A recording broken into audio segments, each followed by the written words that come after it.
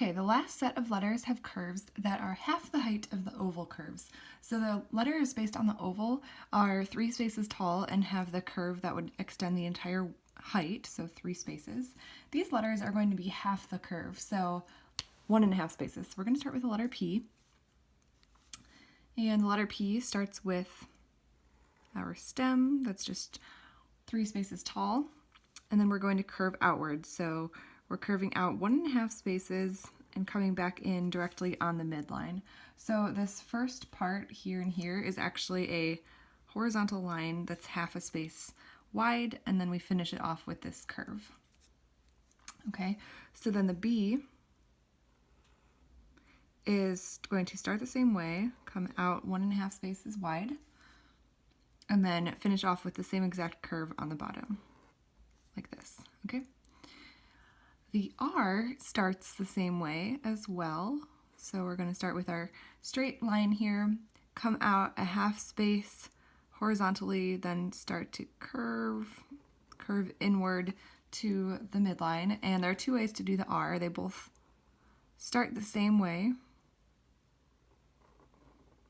Okay, and they're both going to end at 1.5 spaces out, so lining up vertically with the edge of this curve.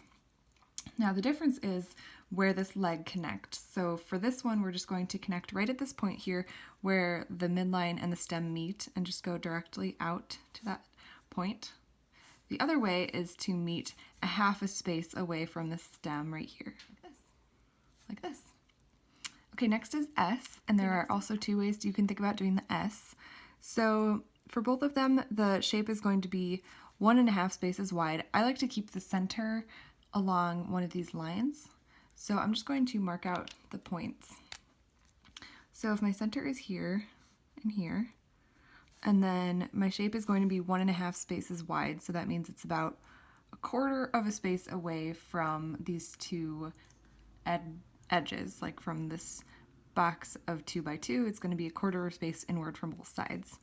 Okay, now this is a little bit more complicated than most shapes, but basically we're going to have this same curve. Well, it's really, I guess it would be this same curve of the bottom of the B, just the curved part, not including that horizontal line on the bottom. And then we're going to rotate that and reflect it basically to the top. So let me show you what I mean. So it's going to start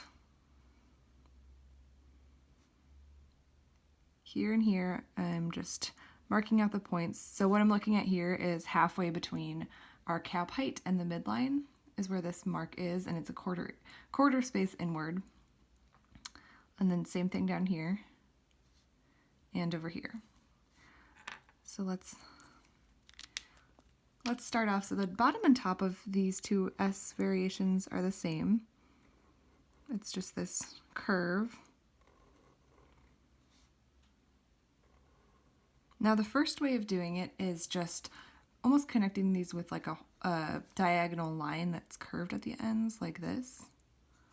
Okay, and then the second way of doing it would be thinking of these more as circles that are on top of each other. So if this circle, it would finish off like this, and we're just going to go that far, and then this circle would finish off this way, so like that. Okay, do you see the difference? This one goes horizontal just for a moment right here, whereas this one is more of a diagonal.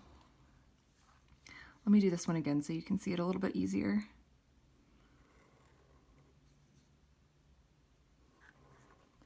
Okay, and then our last 2 letters are U and J.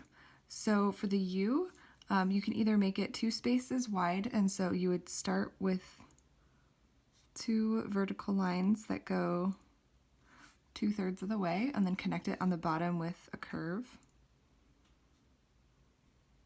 like this. Or you could make the curve the same as the bottom of the S, meaning that the shape would be 1.5 spaces wide or just a little bit more narrow, like this. Okay, and then the J is going to be basically up to here on the U. So we're still coming down, curving under, and going out about 1.5 spaces wide.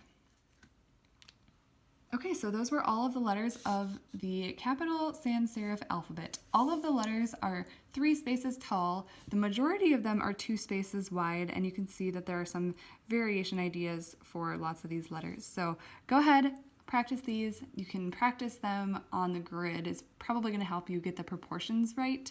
And then afterwards, you're going to be able to have that muscle memory in your hand to be able to practice these letters and eventually write them in final pieces without having the grid behind it.